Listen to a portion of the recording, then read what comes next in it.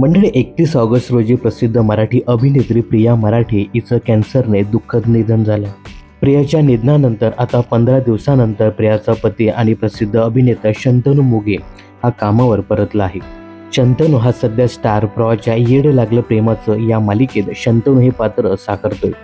15 दिवसानंतर कामावर परतल्यावर शंतनू म्हणाला, मध्यंतरीच्या काळात जवळच्या व्यक्तीला वेळ देणं आवश्यक होतं, म्हणून कोणत्याच कलाकृतीत दिसलो नाही. आयुष्यात आलेलं हे वळण पार केल्यानंतर पुन्हा कामाला लागलो आहे. कारण माझे वडील म्हणजेच दिवंगत ज्येष्ठ अभिनेते श्रीकांत मोघे मला नेहमीच सांगायचे, आपण कलाकार मायबाप रसिकांचे असतो, त्यामुळे वैयक्तिक आयुष्यात किती संघर्ष आले तरी प्रेक्षकांचं मनोरंजन करण्यात कधीही कमी पडू द्यायचं नाही. व्यवसायाशी प्रामाणिक राहायचं.